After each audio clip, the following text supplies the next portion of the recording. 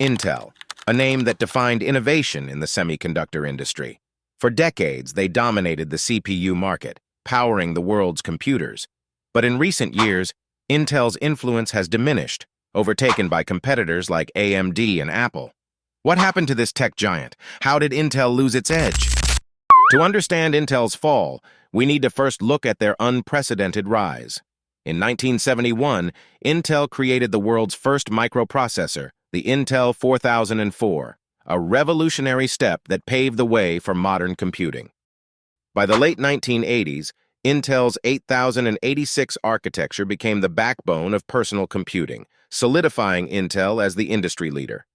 By the 1990s, Intel was at its peak.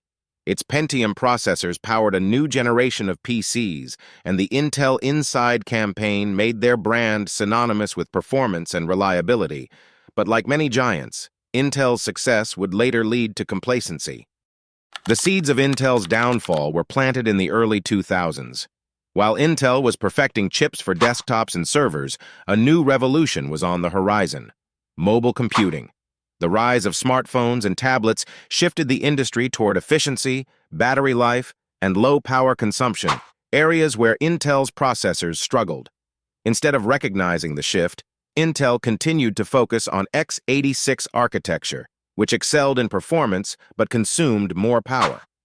Meanwhile, companies like ARM and Qualcomm were gaining ground with power-efficient designs, now the standard in smartphones. Intel's failure to enter the mobile market was a costly misstep. Intel did make attempts with its Atom processors, but these chips couldn't compete with ARM-based designs in terms of power efficiency, leading to their failure in the mobile sector. Then came another blow to Intel: AMD's resurgence. After years of playing second fiddle to Intel, AMD launched its Ryzen processors in 2017. Built on a new architecture, Ryzen chips delivered more cores, better multi-threaded performance, and all at a lower price point. For years, Intel had grown accustomed to dominating the high-performance CPU market, but AMD's Ryzen disrupted that balance, offering not only superior performance in many tasks, but also a significant price-to-performance advantage. Suddenly, Intel's flagship chips looked outdated. Ryzen's success among gamers, content creators, and PC enthusiasts was a game-changer. Intel's market share began to shrink as AMD's chips continued to win favor for their efficiency and price point. But AMD's rise wasn't the only challenge. Intel's biggest problem was internal: production delays. Semiconductor manufacturing is all about shrinking transistors to create faster and more efficient chips. Intel had long been ahead of the curve, but when they attempted to transition from 14 nanometers to 10 nanometers process technology, things went awry. Intel announced their 10 nanometers process in 2014, but the transition was fraught with technical issues and delays. Originally slated for 2016, Intel's 10 nanometers chips didn't arrive until 2019, 3 years late. Meanwhile, AMD, working with TSMC, was already producing chips on the smaller, more efficient 7 nanometers process. The delay in Intel's node shrink allowed competitors to surpass them in both performance and efficiency. AMD's Zen architecture, built on 7 nanometers, outpaced Intel's offerings, leaving Intel scrambling to catch up. And now it's time for a huge leap forward for the Mac, because today is the day we're announcing that the Mac is transitioning to our own Apple Silicon. As if things couldn't get worse for Intel, Apple dropped a bombshell in 2020.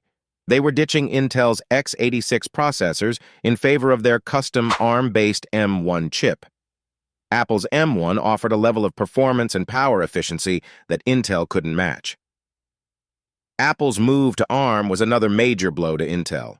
Not only had they lost one of their biggest customers, but the M1's performance raised the bar for all chipmakers, further highlighting Intel's struggles. The M1 quickly became known for its incredible battery life, quiet operation, and performance that rivaled Intel's best chips, all while consuming far less power. Intel is down but not out. In 2021, Intel appointed Pat Gelsinger as CEO, a move that signaled the company's intention to regain its competitive edge. Gelsinger wasted no time, announcing plans to invest heavily in manufacturing, adopt new chip architectures, and introduce Intel Foundry services, opening up their manufacturing to other companies. Gelsinger's vision is ambitious, to regain leadership by 2025. Intel is working on new architectures, including their Alder Lake and Meteor Lake chips, which promise to be more competitive. They're also pushing toward adopting advanced manufacturing processes like 7 nanometers. Intel's downfall wasn't the result of a single misstep, but a series of missed opportunities, delays, and increased competition. However, with new leadership and bold plans for the future, the company is aiming for a comeback.